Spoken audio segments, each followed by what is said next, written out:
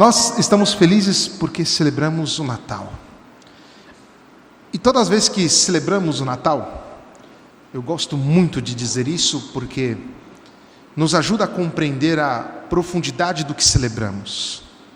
Não celebramos apenas o acontecimento inédito que aconteceu há 2024 anos atrás. Celebramos agora, na liturgia, este mistério. O Espírito Santo, por sua graça na liturgia, nos une a este acontecimento. E este acontecimento que transformou a história da humanidade e singularmente transformou a vida de cada um, nos dá sempre uma novidade. E por quê? Porque Cristo, Filho do Eterno Pai, assumiu a nossa condição humana de tal modo, e preste atenção no que eu vou dizer, a nossa condição humana não é obstáculo para viver a profundidade daquilo que Deus nos pede. É todo o contrário. A nossa condição humana é a condição para viver aquilo que o Senhor nos pede. E exatamente por quê? Porque Ele assumiu a nossa carne. Carne esta que foi criada pelo próprio Deus e que de alguma maneira sentimos saudades. Quando é que você percebe, e eu percebo, que nós sentimos saudades de Deus? Parece divertido isso, né? Quando nós, diante de uma situação, ou mesmo em casa, nós percebemos o nosso chamado profundo para o bem. E chega num momento ali que nós percebemos o obstáculo, que em geral é fruto do nosso pecado, ou o nosso pecado mesmo. Mas quando isso acontece, a nossa memória, ela precisa se voltar para Cristo, que assumiu a nossa carne e a nossa condição. Cristo, homem-Deus, sem nenhum pecado, nos santifica, pela graça dos seus sacramentos, de tal modo que nós podemos viver também a plenitude daquilo que nós somos chamados. E esta é a alegria do Natal. Soloviev, que vocês ouviram no comentário inicial, que muito bem feito pela nossa querida dona Josélia, ele vai dizer nesta poesia, que se chama Emmanuel, a única tradução que tem para o português dessa poesia, que eu saiba, foi a que eu fiz. Se alguém quiser, pode mandar uma mensagem depois que eu mando. E ele vai dizer uma coisa muito profunda. No final da poesia, dizendo que ao longo dos séculos, naquela noite, o céu e a terra repousaram-se nos braços de Deus. Ela é muito bonita, e ele termina assim: você porta consigo um segredo todo alegre. O todo alegre não seria a palavra exata, porque a tradução do russo ela tem um modo muito mais perfectivo de dizer isso. Mas a ideia é mais ou menos essa, uma alegria tão completa, que não seríamos capazes de narrar. E vai dizer, uma alegria toda completa. Impotente é o mal. Presta atenção nisto. Impotente é o mal. E às vezes nós nos esquecemos do fato de que Cristo está conosco, de que graças a Ele a nossa natureza, até então pecadora, se transforma pela graça, sem perder, obviamente, para nós, não? Os efeitos do pecado, porque somos pecadores, mas podemos dizer ao mal: mal, você não tem força, você é impotente. E vai dizer depois, Soloviev, e eterno nós somos, nós não conhecemos a partir de Cristo a morte. E esta é a boa notícia para os nossos irmãos que hoje celebram o 7º dia da Senhora Margarida. Eterno nós o somos. A palavra morte, ela não pode ser aplicada para o homem. porque nós percebemos a vida eterna. Deus é conosco. Ou quer dizer, Emanuel, Deus conosco. Veja, isto aqui deveria transformar a nossa mentalidade de tal forma que todos os nossos atos deveriam ser chamados a comunicar vida.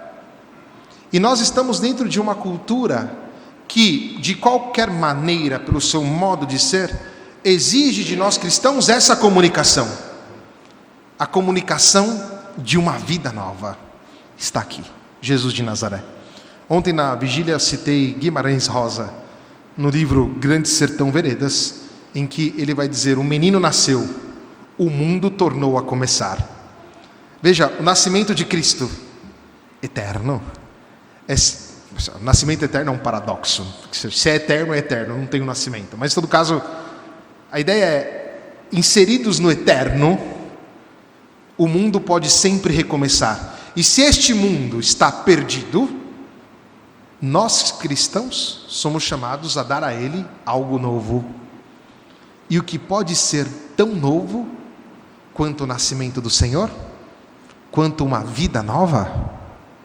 E veja, somos você e eu, hein? Não é só o padre não, eu e você. Somos chamados a levar para os nossos irmãos esta boa notícia. O Salvador do mundo, aquele, eu vou usar uma palavra que pode ser perigosa, tá?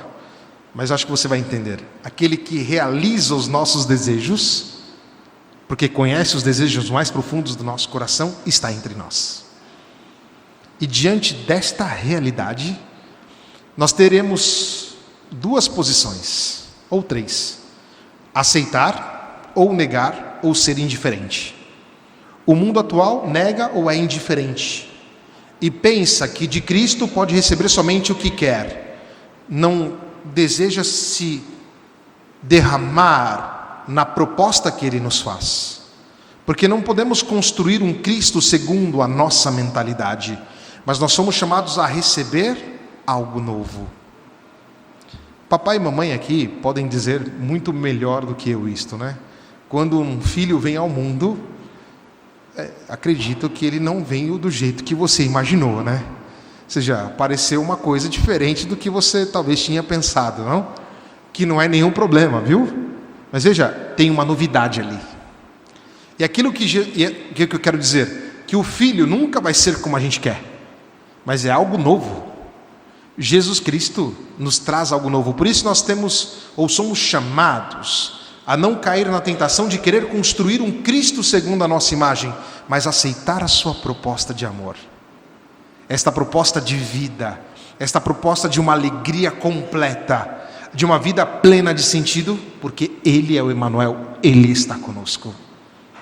E que bonito chegarmos nesta compreensão, e que bonito tomarmos isto para a nossa vida.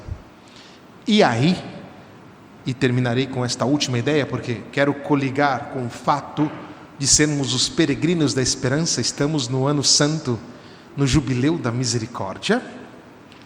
Nós vamos ouvir no livro do profeta Isaías como são belos os pés do mensageiro que anuncia a paz. Pode ser uma coisa meio estranha isso. Numa homilia, acho que do ano passado, de lava-pés, eu tinha falado um pouquinho sobre os nossos pés.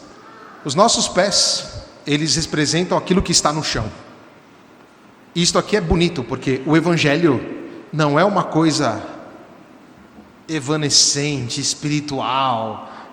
O Evangelho, a Bíblia, a palavra de Deus, Deus, é muito concreto. Os nossos pés estão no chão.